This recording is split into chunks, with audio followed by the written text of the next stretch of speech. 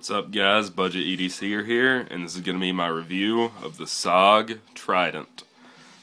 This is the model that is black coated, clip point blade, partially serrated.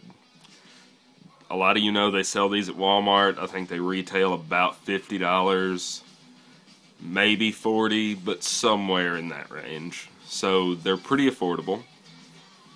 And I can say this from seeing people buying them there, they're extremely popular.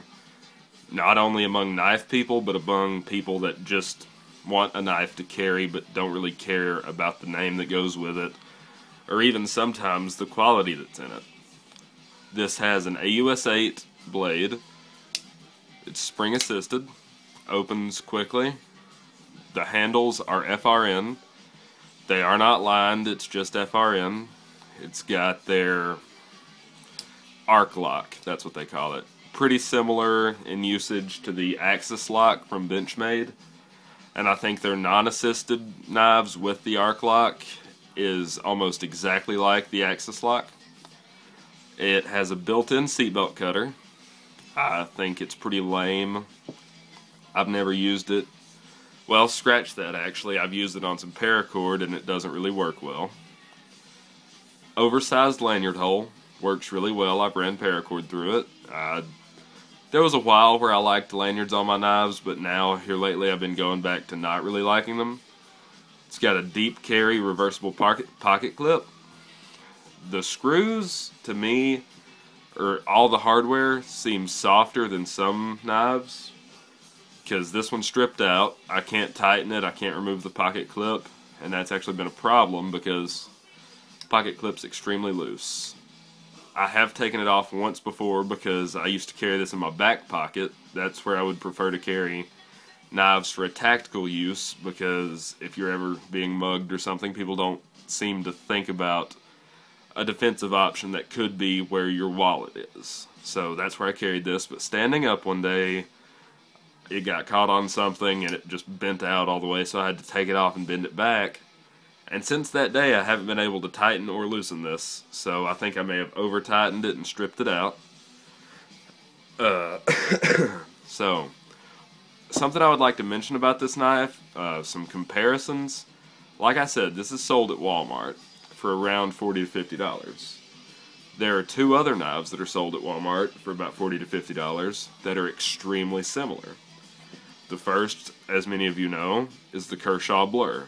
They are assisted, but I de-assisted mine.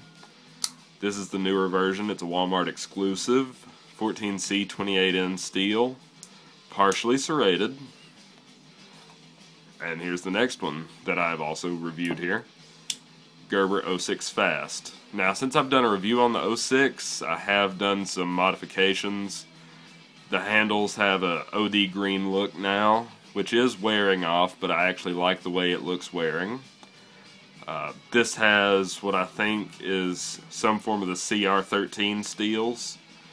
Tonto point, partially serrated, spring assisted. So these are all spring assisted black coated blades that are partially serrated. They're all meant to be tactical knives. They're all around the same size. The weights are pretty vastly different. And the handle materials are all vastly different, but they're overall marketed to the same crowd. The people that want a tactical knife on a budget. Like I said about the handles, the Blur has an aluminum handle with rubber track tech inserts, fully positionable pocket clip, made in America, good knife for the money, great knife for the money. This one, 2-point pocket clip, FRN handles, non-lined, arc lock, spring assisted. Gerber 06 G10 handle scales, some sort of generic steel liners, and it has their, I don't even know what they call this locking mechanism, but it comes on all their fast models.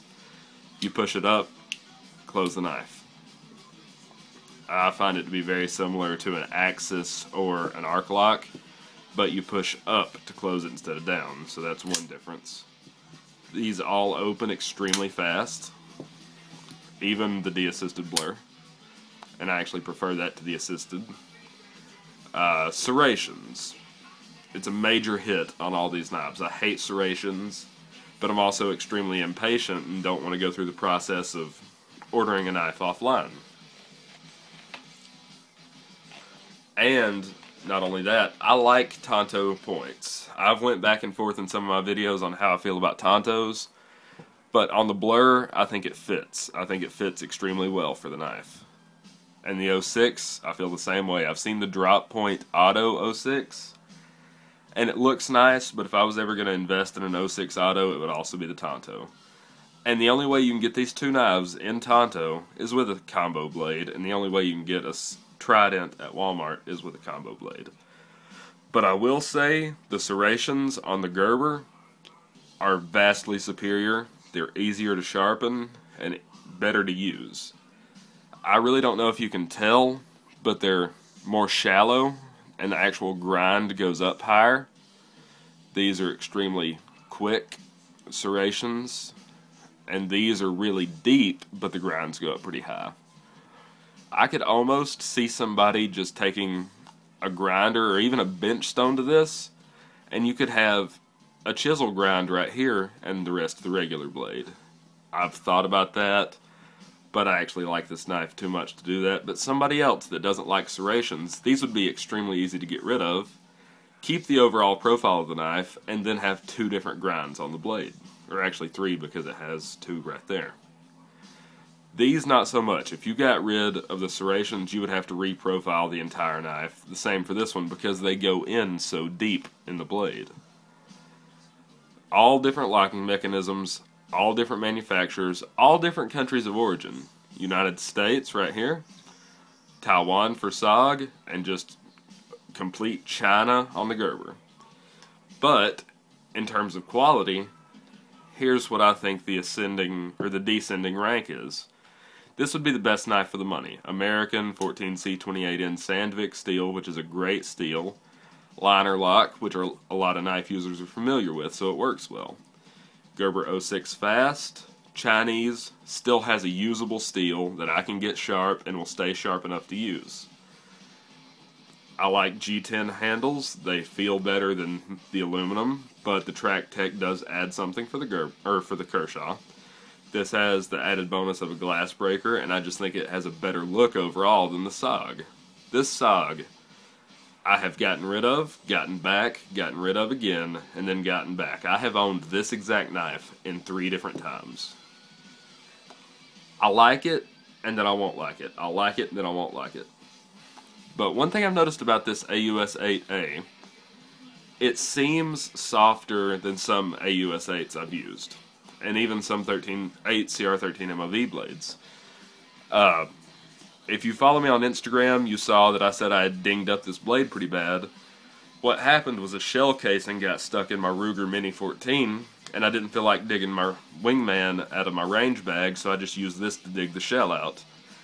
And I got a pretty huge dent right here. I used my Smith's sharpening system, I got it out. And all of these knives do actually have a mirror polish on the edge right now. So it was really easy to get the dent out, which is good for sharpening, but it showed me how soft the steel was. So that's just some food for thought. If you're thinking about getting a knife from Walmart, these would be my top 3 recommendations for a tactical knife. And that's really all I can say about the SOG Trident. This is Budget EDCer, signing off.